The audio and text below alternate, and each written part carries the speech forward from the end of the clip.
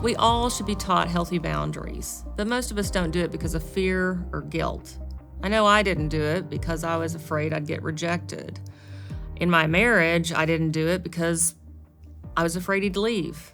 And honestly, I wish I would have done it because I wouldn't have suffered through 6.5 years of misery.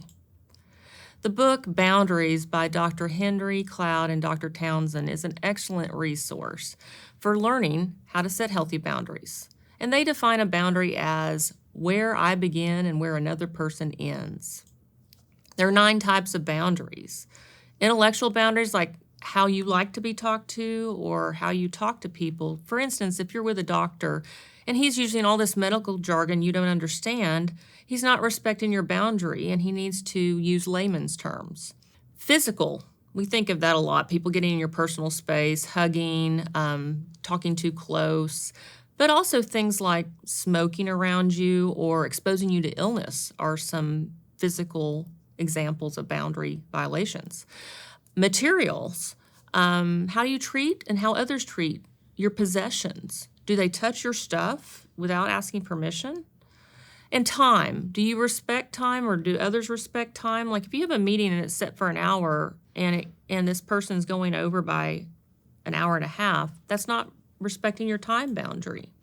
Sexual, of course, how you're talking around others, how someone talks around you, how they touch. And then in relationships, being demanding, not giving permission for certain things to happen, those are some boundaries. Emotional, how do you like to be listened to? How do you like to be heard? Sometimes people just want you to listen. They don't want you to solve their problem. How do you like to share? There's a common book out there. It's called Love Languages. How do you feel loved? And if you don't feel loved in one way but in another, someone should respect the way that you feel loved. Internal, how do you self-regulate? Are you an outward processor or an inward processor? Are you an introvert or an extrovert? For instance, I understand you need time with me and you want to be with me, but I need to recharge right now, so I need some time by myself.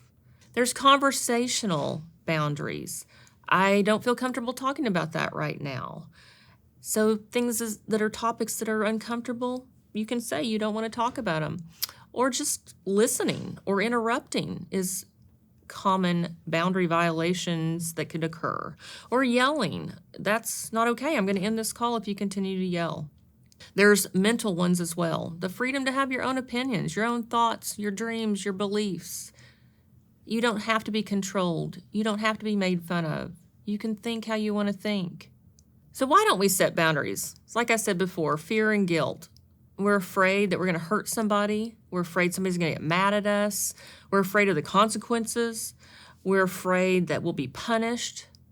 Or we feel selfish. We feel disobedient. We feel like we're a bad person or a bad Christian.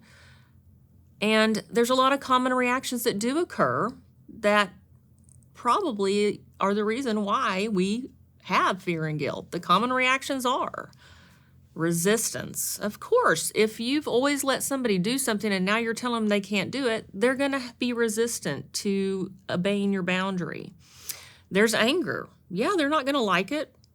There's guilt. You're going to feel guilt and they're going to try to make you feel guilt because it's a change. They don't like it. They want to keep running over you. They want to keep getting everything they want. There's counter moves, passive-aggressive behavior. There's consequences. And there is the sad one of abandon. You just can't be in a relationship anymore. There's many common dynamics out there that occur, and you might recognize yourself in some of these dynamics. There's something called the compliant. This is like 2 really nice people, and nobody can ever make a decision. That's a problem because somebody's got to stand up and be the leader. Then there's the compliant aggressive.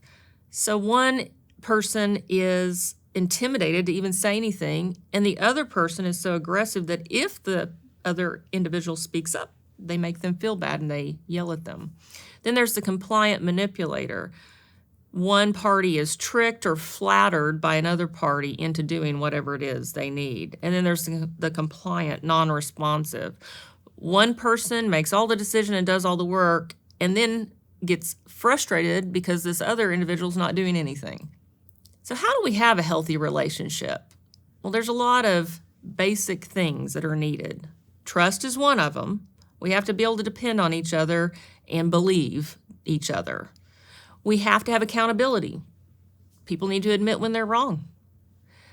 You have to have safety. You have to be safe enough to express yourself and your opinions and be heard and not judged. And then you do have to have cooperation. Make decisions together. Compromise. And then you need support, understanding, no judgment, someone that values you. If you don't have those, chances are you're probably got some issues with not setting good boundaries. Here's some common boundary areas. We're going to talk about kids, spouse, work, etc., because these are areas we all struggle in and we all have. So with kids, of course we have to set boundaries. We don't want a kid in the middle of the street playing and they get hit by a car. We have to set a boundary for safety. We have to supervise children or else they could hurt themselves in the home or get into medicine or something that's not safe for them. And if we don't have consequences for their actions, they'll grow up and never be a productive person in society. If you always save them from their bad decisions, they will never learn. With your spouse, there's task division in the household. There's not one person that has to do everything. And it doesn't mean that if I'm a woman, I have to cook.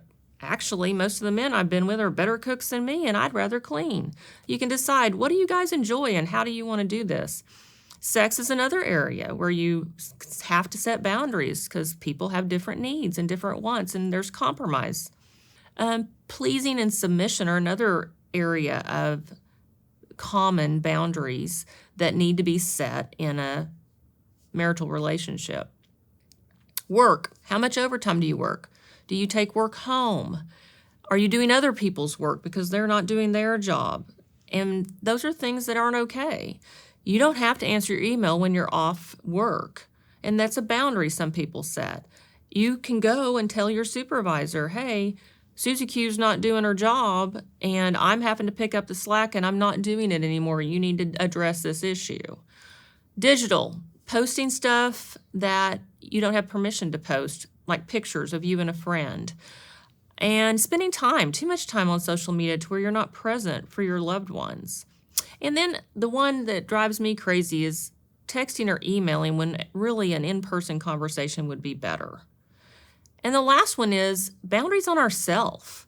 We have to set boundaries on ourselves, like how much we eat, how much we exercise, how much money we spend, and if we're getting into addictions and not doing things that are unhealthy for us. So how do you set healthy boundaries? Well, I'm going to give you a few steps, and then I'm going to give you an example and a template of how to do it. So I'm going to use Joe as an example, and Joe likes to yell a lot. And he may not intend it bad, but he just is a yeller. So I don't like that anymore. So I'm going to say, okay, I'm going to check my heart first. Am I setting this boundary because I'm trying to get back at Joe, or do I need something? All right, what is it that I need? I've got to name my limit. I don't want Joe to yell. And I need to tune into my feelings. Why is that? Well, when he yells, I feel scared. Even if he doesn't intend it that way, it impacts me with fear. So I have to give myself permission to go ahead and set this boundary. And I got to acknowledge, what am I going to gain if I do this? Well, I'm going to feel safe. I'm going to have peace. And I have to make self-care a priority. Maybe I need to join a support group. Maybe I need to do some things with friends to help myself have some wherewithal to have the strength to set this boundary. And then I need to consider my environment. Well, Joe and I live in the same house, so how am I going to set a boundary, and if he doesn't comply, what am I going to do? Well, I can go to another room in the house, and this is the room I'm going to go to. And then how am I going to seek support so I can stay strong? Well, I'm going to call a friend and make sure I'm thinking about things right and get some support. And then I've got to be assertive. I can't back down. I've got to do what I say I'm going to do, and the consequences have to take place.